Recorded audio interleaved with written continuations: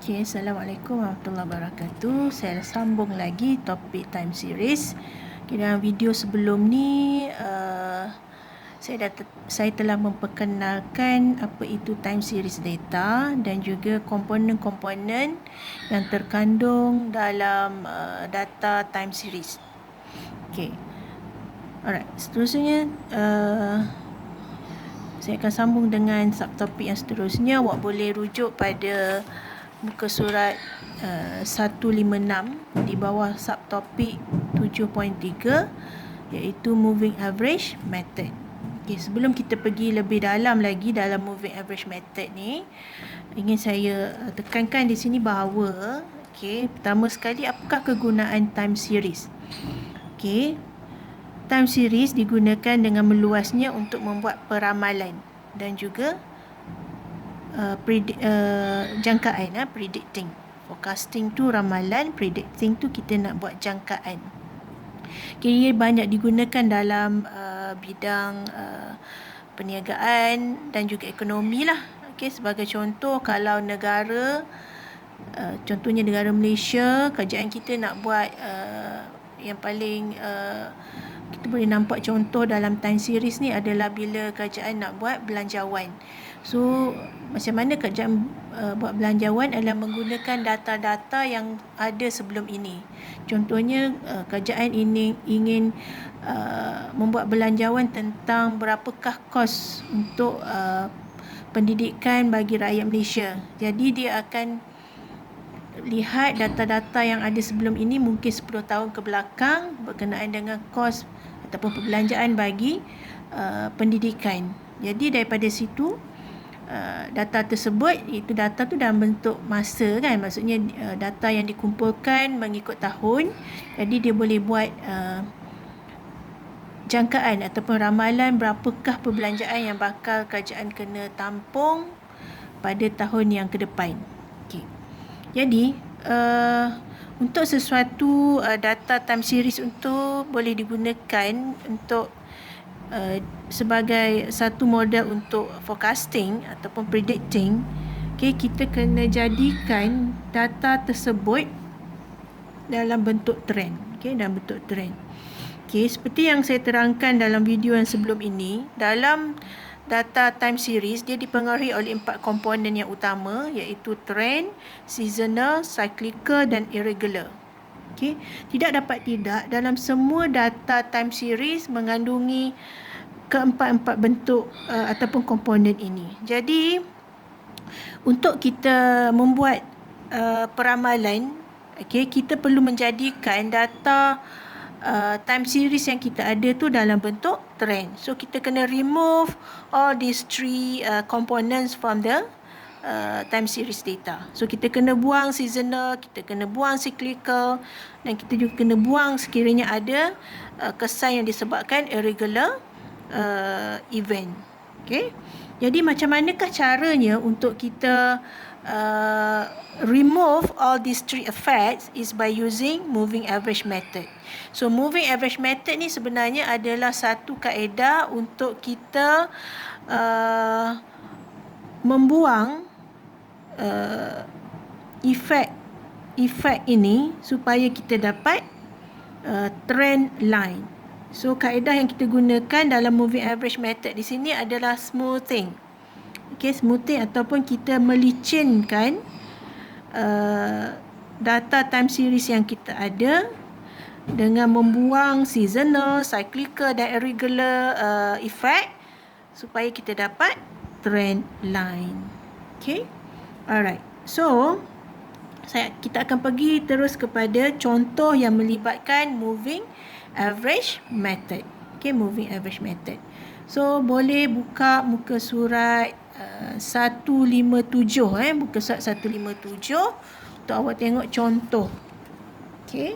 So, dalam muka surat 157 ni, saya dah buat sikit. So, ada 2 keadaan untuk kita gunakan moving average method ini. Kita tengok dulu dalam illustration yang pertama. Dalam illustration yang pertama ini adalah contoh bagi moving average yang melibatkan odd number of period. Odd number of period maksudnya kita nak buat moving average tu yang mana jangka masa dia dalam nombor ganjil.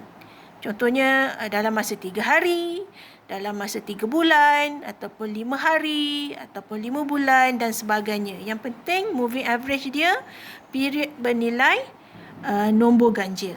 Okey, contoh kita dapat tengok kat dalam illustration 1 ini. Okey, so baca soalan dia. Calculate a 3 years moving average to smooth the time series of the Malaysia's exports of tyres from 2006 to 2019. Okey, so ini yang saya dah buat dia punya calculation dia. Okey, so sebenarnya untuk soalan ini kita hanya ada 2 maklumat saja, iaitu maklumat year dan juga maklumat export. Okay, year adalah dia punya period tahunan. Kemudian kita punya apakah data yang kita ada adalah jumlah export bagi setiap tahun. Okay, jumlah export bagi setiap tahun.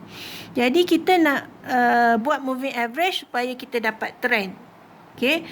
So untuk odd number of period, kenapa kita kata dia odd? Sebab kat sini dia kata calculate a 3 years moving average. So 3 ni adalah odd. So odd number. So untuk odd number of period, to do the moving average method, we need to add 2 more columns. Okay, 2 more columns. Maksudnya daripada data asal yang kita ada, data asal kita ada maklumat year dan juga maklumat export.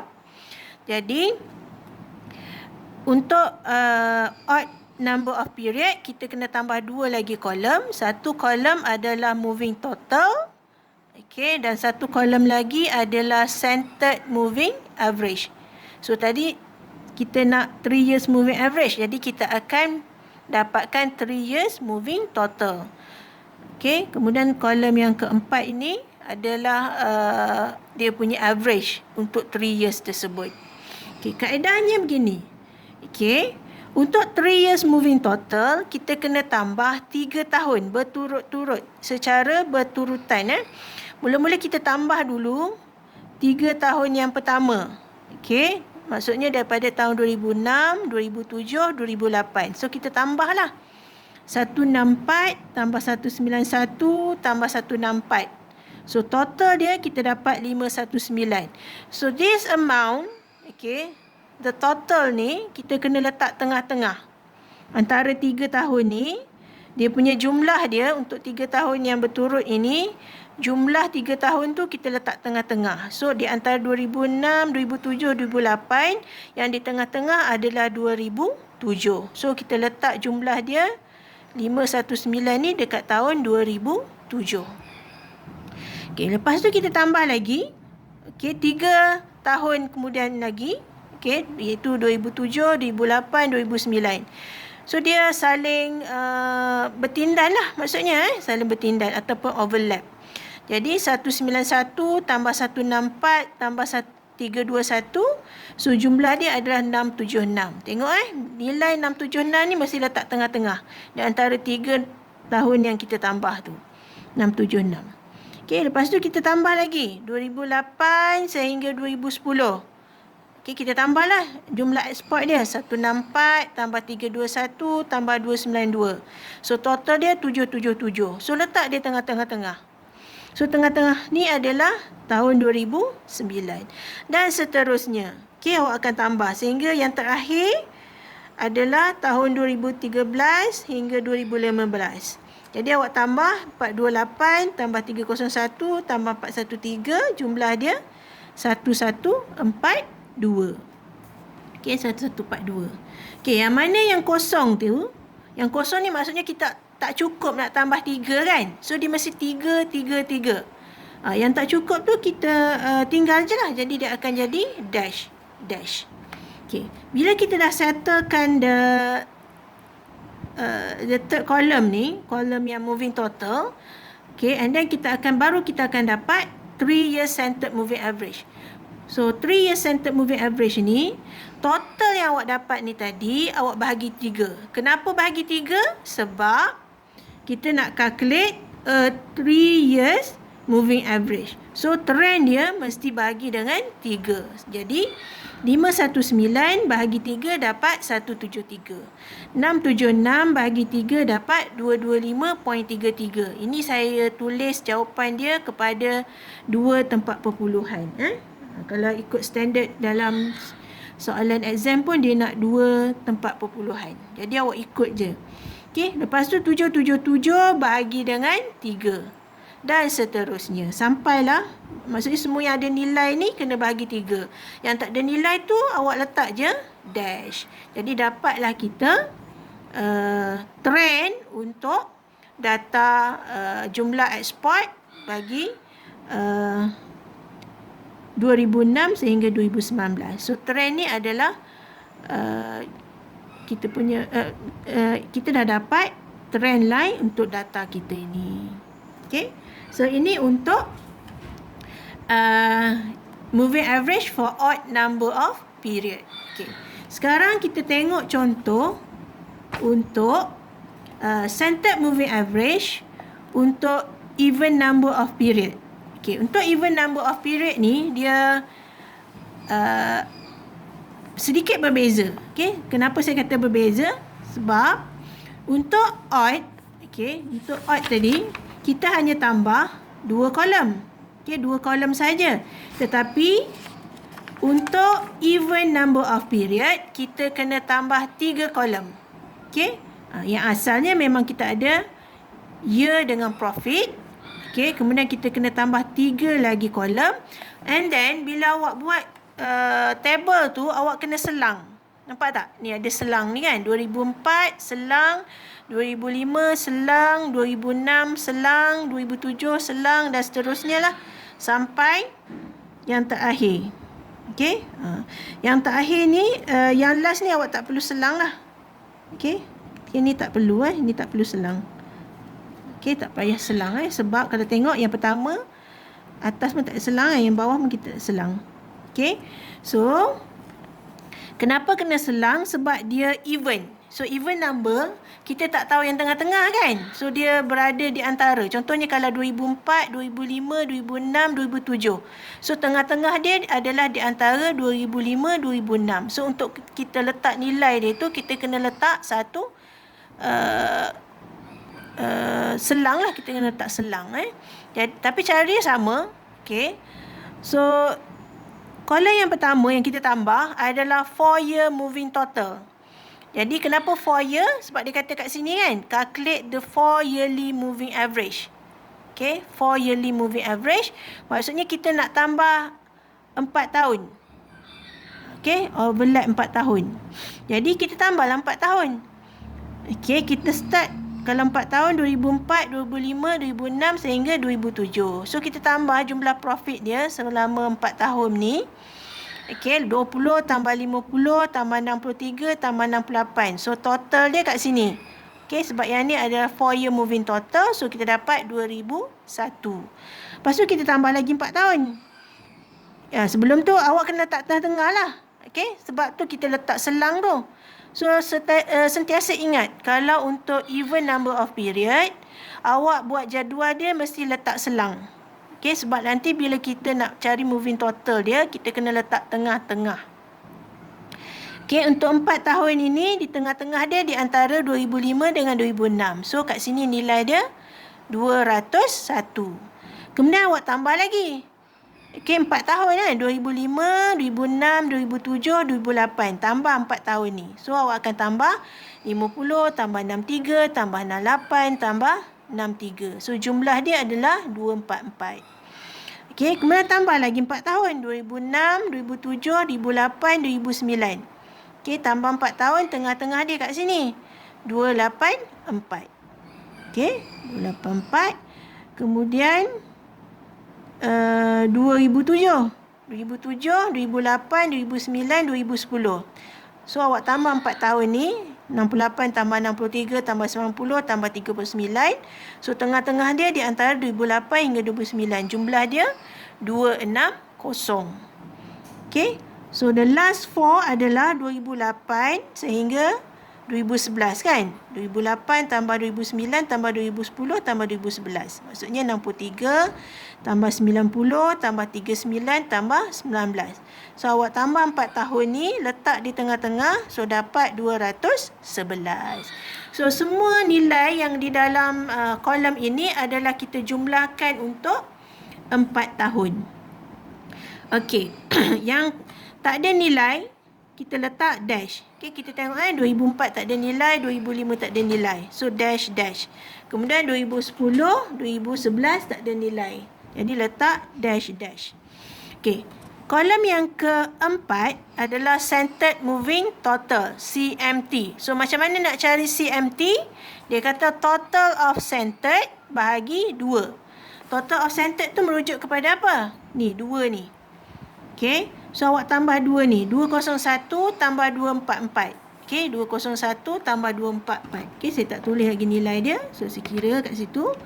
201 tambah 244. Okey, jumlah tu awak bahagi 2. Tengok formula dia. Kan, total of centered divide by 2. So awak bahagi 2. Okey, bahagi 2 dapat okey, letak di tengah-tengah ni. 222.5. Okey, 222.5. Okey. Lepas tu tambah pula. 244 tambah 284. 244 tambah 284. Now bahagi 2. Dapat 264. So letak tengah-tengah ni. 264 kan. Okey. Lepas tu tambah lagi. 284 tambah 260. 284 tambah 260. Bahagi 2. So awak dapat 272. Okey. Lepas tu awak tambah lagi. 260 tambah 211. Dan bagi 2 awak dapat 235.5. Okey. So kita dah settle untuk total of centered divided by 2. Itu untuk kita kira CMT dia. Okey, lepas tu untuk setiap nilai yang kita ada ni di dalam kolom yang terakhir yang dipanggil centered moving average. So ini adalah kolom untuk trend. Kan kita nak dapatkan trend tadi kan. So last kolom ni adalah trend. Jadi kita tahu tadi kita adalah 4 yearly moving average. Jadi nilai di kolom yang keempat ni kita akan bahagi dengan 4. Sebab apa bahagi 4? Sebab 4 yearly moving average. So kita kena bagi 4. So 222.5 awak bahagi dengan 4. So awak akan dapat 55.63. Okey. Lepas tu 264 pun awak bahagikan dengan 4. Awak akan dapat 66. 272 pun awak bahagi dengan 4. Awak dapat 68. Dan 235.5 awak bahagi 4. Awak akan dapat 58.88. So yang kosong tu kita buat dash lagi. Okey. Kadang-kadang dash ni ada markah. So sekarang dapatlah kita trend line untuk data ini. Okey. Itu saja penerangan bagi moving average dengan menggunakan dua keadaan. Yang pertama adalah odd number of period dan juga yang kedua adalah even number of period. Jadi untuk uji pemahaman awak, saya nak awak buat self test 1 dan juga self test 2. Okey? So jangan lupa untuk buat self test 1 dan juga self test 2 dengan menggunakan moving average yang sesuai, sama ada odd ataupun even.